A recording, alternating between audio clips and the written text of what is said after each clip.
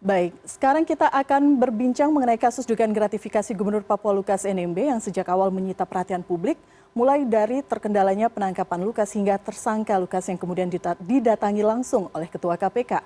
Bagaimana penangkapan ini menjadi titik awal untuk mengusut kasus ini secara tuntas?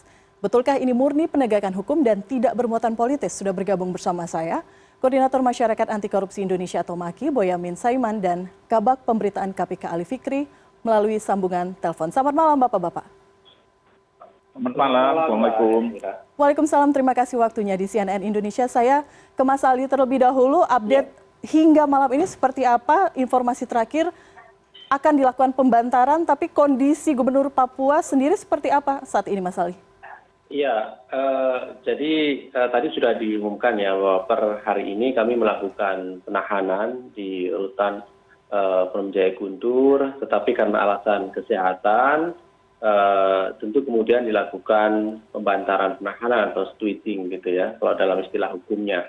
Jadi pembantaran merupakan proses mekanisme ketika kemudian seorang yang ditahan itu perlu dilakukan perawatan gitu ya di sebuah rumah sakit, jadi di luar rutan tentunya begitu. Dan tenggang waktu dari pembantaran itu sendiri menurut ketentuan undang-undang kan kemudian ketika nantinya dinyatakan sehat begitu ya oleh tim medis begitu. Jadi yang menyatakan sehat tentu bukan dirinya ataupun penyidik, tetapi dari tim medis ketika menyatakan yang bersangkutan sehat tentu akan dicabut kembali begitu ya pembantarannya.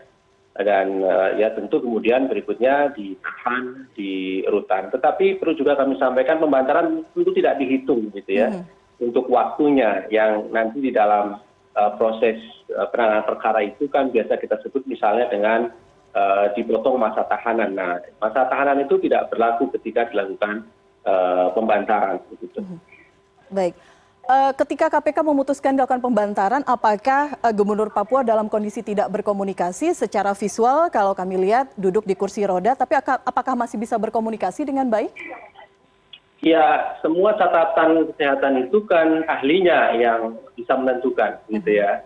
Secara kasat mata kita bisa melihat di beberapa waktu yang lalu yang bersangkutan bahkan bisa berjalan kan begitu ya. Kemudian berkomunikasi, bisa meresmikan proyek-proyek gitu ya. Dan dalam perjalanan juga tentu memenuhi syarat untuk melakukan perjalanan hingga kemudian sampai di Jakarta. Tapi semua itu kan bisa dilihat dengan kasat mata. Tetapi terkait dengan kesehatan tentu ahlinya yang bisa mengatakan bahwa yang bersangkutan sakit dan perlu perawatan sementara begitu ya. Jadi semalam kan kemudian dilakukan pemeriksaan oleh ahlinya. Dalam hal ini adalah tim medis dari RSPAD, dokter-dokter spesialis, yang kemudian berkesimpulan untuk sementara dia harus dilakukan perawatan begitu. Sehingga walaupun demikian KPK tetap melakukan penahanan dan kemudian dirawat sementara, maka kalau kita mengacu pada aturan hukum acara pidana yang kita bisa sebut dengan pembantaran penahanan. Gitu. Oke. Kita ingin memastikan artinya pembantaran dan belum dilakukan pemeriksaan oleh penyidik sebagai tersangka. Untuk pemeriksaan sebagai tersangka kan sudah dilakukan sebelumnya, pernah ketika tim penyidik KPK langsung mendatangi rumah kediamannya sesuai dengan pasal 113 KUHP begitu ya. Jadi kami pastikan sudah pernah dilakukan pemeriksaan sebagai tersangka. Oleh karena itu kami juga ingin sampaikan disitulah pentingnya kemudian KPK harus hadir di rumah kediamannya sebagaimana pasal 113 KUHP. Tidak ada hukum yang dilanggar di sana, tetapi justru tujuan dari penyelesaian berkas perkara ini tercapai. BAP sudah kami miliki sehingga bisa dilakukan penahanan sebagai tersangka. Oke. Menarik melihat kasus Gubernur Papua Lukas NMB. Bagaimana strategi yang diterapkan oleh penyidik KPK? Bahkan juga Menko Polhukam Mahfud MD mengatakan sampai menghitung nasi bungkus untuk menghitung berapa banyak massa yang berjaga di sekitar rumah Lukas NMB. Pertanyaan saya, betulkah memang ada rencana Lukas NMB melarikan diri ke luar negeri sehingga ini kemudian jadikan momentum untuk menangkap ataupun menahan Lukas NMB? Ya, tentu kan ketika kemarin dilakukan penangkapan tidak serta-merta tim 1 hari itu ada di sana. Kami ingin sampaikan beberapa hari sebelumnya kami telah ada di Papua melakukan analisis begitu ya terhadap kemungkinan-kemungkinan ketika KPK melakukan tindakan upaya paksa. Dan dari seluruh analisis tersebut kemarin 10 kami berkesimpulan harus dilakukan penangkapan terhadap yang bersangkutan. Bahwa betul ada informasi yang bersangkutan akan pergi ke suatu daerah dan bahkan kemudian ada informasi yang kami terima juga yang bersangkutan akan melarikan diri tentunya, maka kami segera kemudian mengambil langkah menangkap yang bersangkutan di sebuah rumah makan begitu ya. Artinya ingin kami sampaikan beberapa hari sebelumnya kami juga tentu sudah melakukan pemantauan terhadap yang bersangkutan, tetapi lagi-lagi ini karena strategi penyidikan tentu tidak pernah kami sampaikan di ranah-ranah ruang publik karena memang itu adalah bagian dari strategi dan informasi yang dikecualikan.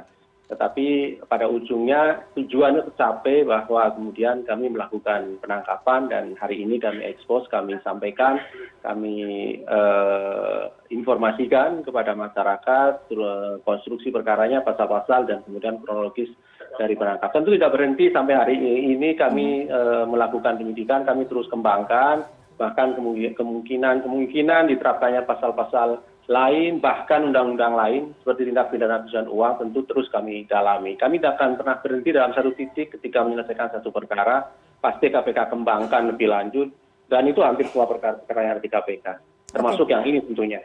Oke, saya ke Bang Boyamin sekarang. Dari awal sudah mengawal kasus ini, waktu itu mengungkap sejumlah foto bagaimana perjalanan Gubernur Papua Lukas NMB ke kasino. Tanggapan Anda terhadap apa yang dilakukan oleh KPK sejak kemarin hingga hari ini?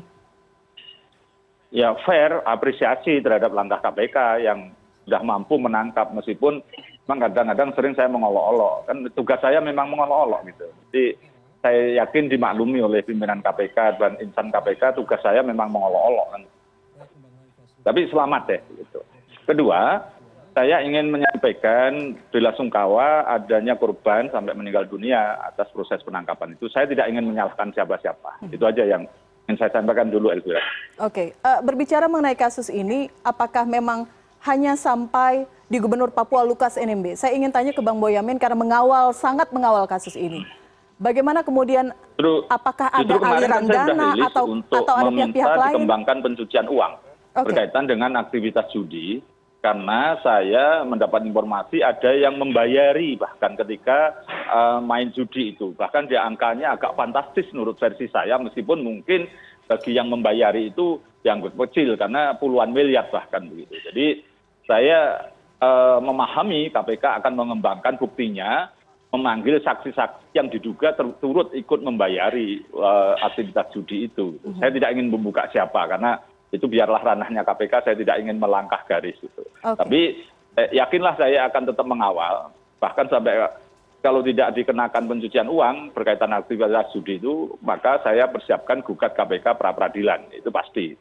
Jadi itu yang kedua juga pengembangan dari pasal 2 dan pasal 3 Undang-Undang Pemberantasan Korupsi, di mana Mahfud MD juga pernah menyatakan itu berkaitan dengan dana otonomi khusus, berkaitan dengan proyek-proyek dan lain sebagainya, mungkin izin, itu yang diduga jadi permasalahan di sana gitu. Sehingga dana otsus tidak pernah nyampe ke masyarakat secara maksimal, itu hanya rembesan aja. Jadi ini yang saya mendukung ini penuh itu karena apa? Ini penindakan hukum ini bagian dari pencegahan untuk memberesi dana otsus, supaya teman-teman Papua nanti merasa sejahtera dan tidak berpikir lagi untuk merdeka dan lain sebagainya, karena ikut Republik sudah sejahtera. Itu, Elvira. Oke, Bang Boyamin, jika kemudian ada pihak yang bisa dikatakan sebagai penyandang dana, informasi yang Anda terima begitu ya, diduga dipakai untuk berjudi.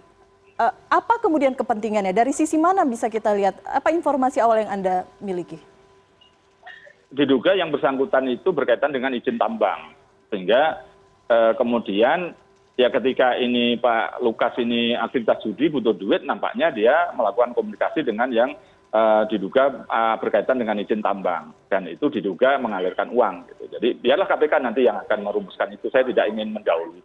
Dan juga berkaitan dengan dugaan aktivitas judi itu kan bukan hanya diduga bukan Singapura, Malaysia maupun Filipina, diduga juga Australia. Nah, apakah juga nanti di Australia itu KPK mudah-mudahan gitu bagi saya itu bisa menemukan aset-aset yang ada di sana gitu. Karena informasinya ada aset di sana gitu. Dan seperti penangkapan kemarin, saya jam 6.40 itu aja sudah dapat informasi dari teman-teman di sana. Saya aja dapat informasi bahwa akan terbang, akan di Sendok Garpu rumah makannya itu, terus kemudian banknya ke Mamit gitu. Nah itu dapat. Saya yakin teman-teman KPK juga lebih banyak dapatnya gitu. Informasi-informasi yang saya dapat itu paling ya 10% lah kira-kira gitu. Oke, Mas Ali, betulkah ada penyandang dana bagi Gubernur Lukas NMB untuk bermain judi?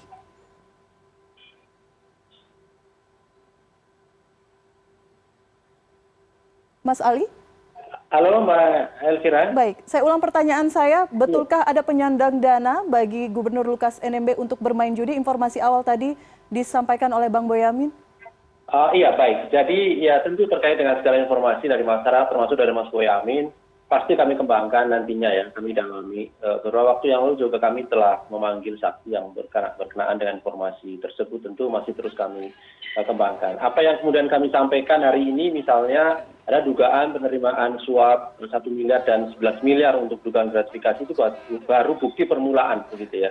Yang kemudian terus kami kembangkan lebih lanjut dari angka yang sudah kami sebutkan. Sementara kan kami juga sudah temukan 72, sekian miliar aset-aset sudah kami temukan ya seperti emas batangan, kemudian kendaraan mewah dan lain-lainnya. Tentu terus kami lakukan upaya-upaya bagaimana kemudian men-tracing dugaan aset yang dinikmati yang berasal dari dugaan penerimaan suap ataupun gratifikasi dari tersangka LE ini. Siapapun saya kira yang mengetahui dari seluruh materi proses penyidikan ini pasti kami panggil, kami dalami untuk kemudian mendapatkan alat bukti lebih lengkap ya di dalam proses penyidikan perkara ini. Baik, Mas Ali, siapa-siapa saja pihak-pihak yang rencananya akan diperiksa sebagai saksi dan sudah berapa orang yang ditetapkan sebagai tersangka? Banyak kekhawatiran karena kondisi Papua saat ini kurang kondusif gitu ya. Pasca penangkapan Gubernur Papua, ini kemudian menjadi kendala bagi penyidik KPK untuk memanggil sejumlah pihak yang berkaitan dengan kasus ini. Ya, kami yakin betul bahwa sebagian besar dari masyarakat Papua mendukung upaya yang sedang dilakukan oleh KPK karena kami yakin masyarakat Papua cinta dengan tanah Papua dan kita semua juga cinta dengan tanah Papua. Kita dengan potensi yang begitu besar, ya, tentu upaya-upaya mengawal anggaran, mengawal potensi-potensi besar di tanah Papua harus kita lakukan bersama, termasuk bersama KPK. Oleh karena itu, tentu KPK lakukan di sana tidak hanya penindakan, tetapi pencegahan dan pencegahan anti korupsi. Kami pastikan kami lakukan sebagai upaya untuk pemberantasan korupsi secara holistik, gitu ya, secara utuh. Kemudian yang kedua, mengenai saksi-saksi, sejauh ini kami sudah lebih dari 70-an orang yang diperiksa sebagai saksi dalam perkara ini dari pihak pemerintah Provinsi Papua dan beberapa pihak swasta lainnya yang berkaitan dengan perkara ini, termasuk kemudian kami juga sudah melakukan penggeledahan, penyitaan aset. Tetapi sekali lagi kami tidak berhenti, masih ada waktu maksimal 4 bulan ke depan, kami terus untuk melengkapi berkas perkara ini. Kami berharap untuk dukungan dari masyarakat Papua khususnya yang memiliki informasi terkait dengan perkara ini, terutama aset-aset misalnya, silakan informasikan pada kami, tentu pelapor dilindungi dan kami akan terus kembangkan. Karena ini menjadi penting bagi kami ya, di dalam upaya-upaya pemberantasan korupsi tidak hanya kemudian memenjarakan para koruptor, tetapi lebih efektif di dalam upaya pemenjaraan adalah ketika kami sita dan kami rampas hasil dari tindak pidana korupsi itu. Oke, baik. Bang Boyamin, sebagai penutup, kasus ini sudah menyita perhatian publik sejak awal. Bagaimana memastikan bahwa ini hanya celah saja untuk masuk lebih dalam dan kasus ini bisa terungkap dengan tuntas? Saya sepenuhnya yakin dengan teman-teman penyidik KPK. Sebenarnya kemarin itu betul-betul mereka sangat berjibaku, bahkan itu sebenarnya ada yang kira-kira hampir celaka lah, tanda kutip. Tapi saya tidak ingin menjelaskan itu bagaimana proses-proses itu, bahwa teman-teman tim penyidik itu betul-betul membahayakan dirinya dengan ada di Papua sejak awal dan sebagainya gitu. Dan itu tetap saya memberikan apresiasi apapun penyidik betul-betul kukuh untuk menangani ini. Dan kalau toh kemarin itu pimpinan KPK agak bahasanya itu lemah itu bisa jadi ini bagian strategi supaya Lukas NMB lengah seakan-akan pimpinan KPK tidak berani nangkap, lengah kemudian ditangkap gitu ya bisa. Ya ini bagian semua strategi dan saya menghormati proses-proses itu dan mungkin bagian saya memang saya untuk selalu memberikan tuntutan kepada KPK dengan ya dalam tanda kutip ini kan saya sebenarnya mencintai KPK dengan cara saya gitu. Oke, baik. Terakhir saya ke Mas Ali. Mas Ali, kita apresiasi apa yang dilakukan oleh KPK. Di sisi lain ada tudingan politis, syarat muatan politis dalam penangkapan Gubernur Papua Lukas NMB. Bagaimana KPK menjawabnya? Kami pastikan kami ini penegak hukum, kacamatanya adalah hukum. Kami tidak pernah memandang latar belakang politik ataupun latar belakang sosial. Ketika kemudian kami menerima laporan dugaan korupsi, pasti kami tidak lanjuti. Dan siapapun ketika kemudian ditemukan bukti permulaan yang cukup, pasti kami tetapkan sebagai tersangka, termasuk tersangka LE ini. Oleh karena itu tentu peran serta sekali lagi masyarakat dan kita semua menjadi penting. Peran serta dari Mas Boyamin dan kawan-kawan tentu menjadi penting ketika upaya menurunkan korupsi di negeri ini bersama KPK. Oke, baik. Terima kasih Saya Kabar. nambah Elvira. Silakan. Justru kalau tidak ditangkap ini menjadi politis itu Elvira. Jadi kalau tidak ditangkap, segera ditangkap itu malah politis kesannya malahan. Itu justru saya yang paling teriak. Kedua saya kira masyarakat Papua itu banyak tiap hari nelpon saya dari nomor baru, orang baru yang komplain. Kenapa ini tidak segera ditangkap? Dan jadi masyarakat Papua pun juga banyak yang kontra karena dana otsus yang banyak kemudian merembes kemana-mana. Jadi ini saya kira memang posisi ya yang penting hukumnya bagaimana dan alat buktinya ada kita nanti kalau KPK itu ternyata politis ya nanti masyarakat juga akan mampu menilai. Itu aja Elvira. Oke, dan dikawal oleh Maki, dikawal oleh masyarakat, dikawal oleh media. Bang Boyamin, terima kasih waktu Anda. Mas Ali Fikri, Kabak Pemberitaan KPK, terima kasih atas diskusinya malam hari ini di CNN Indonesia Prime News. Selamat malam, salam sehat selalu. Selamat malam Mbak Elvira dan Mas Boyamin.